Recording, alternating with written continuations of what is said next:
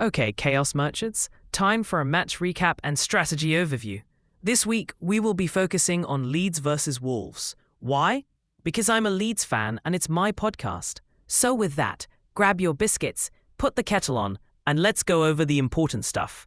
Firstly, Leeds didn't just nick it. They engineered it.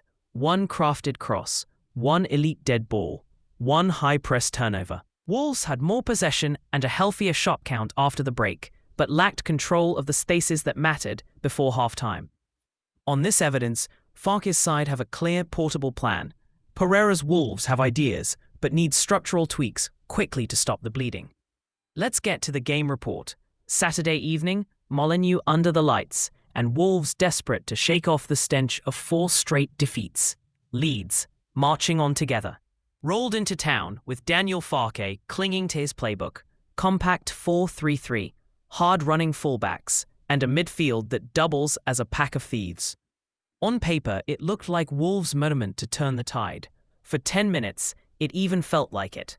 Ladislav Krejci's opener had the fingerprints of Vitor Pereira's 3-4-2-1 all over it. Target man Arrocadare held it up, Lopez slipped the clever pass, and Krejci surged from deep. The classic late-runner move that a flat back four often struggles to track. Wolves had their lead, Molineux roared, and the shape looked justified. But football isn't about one clever move. It's about what happens when the other lot start asking questions. Leeds responded with something straight out of Farke's tactical manual. Push the fullbacks high, narrow the wingers, and let the 9 bully centre-halves. Jayden Bogle lived permanently in Wolves' half, whipping in crosses until one found Calvert-Lewin peeling off a defender. That equaliser wasn't just a decent header. It was evidence of a rehearsed pattern. Drag the block one way, deliver to the far post, let the striker do his thing. Then came the set-piece moment, which is no accident either. Leeds recruited with size and dead ball quality in mind, and Anton Stach showed why, curling his free kick into the top corner like it was scripted. The broader point here, Leeds generate value by winning fouls in zone 14, right where Calvert-Lewin operates, and trust their specialists to punish you. That's strategy, not serendipity. The third, just before half-time, was the most telling. Leeds' press is designed to spring in the inside left channel, where Wolves had been trying to build through João Gomes and Lopez. Stach pounced, turned Wolves' attempted exit into a turnover, and slipped Okafor through a defense stretched and scrambling. One regain, one pass, one finish, the purest expression of Farke ball. Pereira did adjust. 3 half-time subs, Munetsi to stiffen midfield, Bueno for width, Strand Larsen for a focal point. Wolves pinned Leeds back, saw more of the ball, even forced Darlow into a sharp stop. But the structural flaw remained. Wing-backs pushed on, centre-backs pulled wide, and acres of transition space behind them. Leeds could absorb and counter, controlling the risk without needing to dominate possession. So the tactical ledger reads like this. Wolves' system can create, as Krejci showed, but it leaves them wide open when they lose the ball. Leeds exploited those seams clinically. A cross, a set piece, a press, each one drawn straight from the playbook. For fantasy players, that's worth noting. Okafor's dribbling volume, Stach's set-piece monopoly, Calvert-Lewin's target man role, all with upside. On the other side, Wolves' defensive woes make them less of a buy and more of a team you captain against. By full-time, Wolves had prettier stats, Leeds had the points, and the story was strategy, not luck. Leeds carried out a plan that travels well. Wolves carried on chasing a plan that might not exist yet. For one club, a turning point. For the other, another warning sign in neon lights. Onto the strategy deep dive. Let's start with Leeds' right flank, where occupation created crossing gravity. By keeping Bogle high and Aronson narrow, Leeds repeatedly produced crossing angles that isolated DCL on the far side. The equaliser is the purest example, and it also set up the foul for Stach's free kick. DCL winning contact with centre-backs defending the box on the move.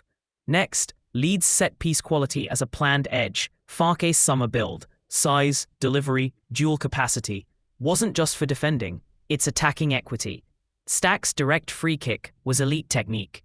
But the broader theme is Leeds manufacturing set pieces in zone 14 and wide 18, exactly where elite dead ball execution bites. Further success came from pressing trap into the inside left channel. The 1-3 goal came from Stack's high regain and an immediate vertical to Okafor. Leeds' front six were compact enough that Wolves' exit options became riskier through João Gomes, Lopez. That trap repeatedly forced Wolves to play first time or carry into contact, which Leeds targeted. Finally, to Wolves' structural issues in transition defence, Pereira's 3-4-2-1 gave Wolves early central runners, leading to Krejci's goal. But the wing-backs' heights and the spacing between the outer centre-backs and the double tens left transition seams. When possession broke, Leeds accessed those seams quickly, particularly before half-time when Okafor was rampant. Second half adjustments and why they weren't enough. The half-time triple change increased Wolves' ball winning with Munetsi and improved left flank balance with Hugo Bueno.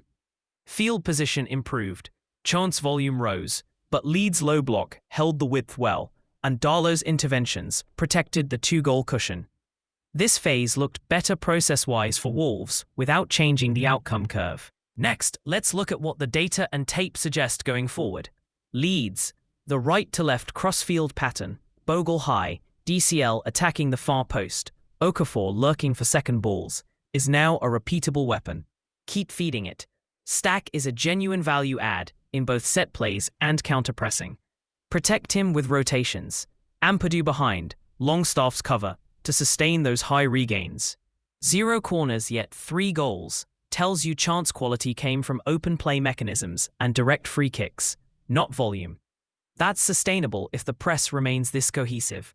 Wolves, the spacing between the outside centre-backs and wing-backs is exploitable in transition.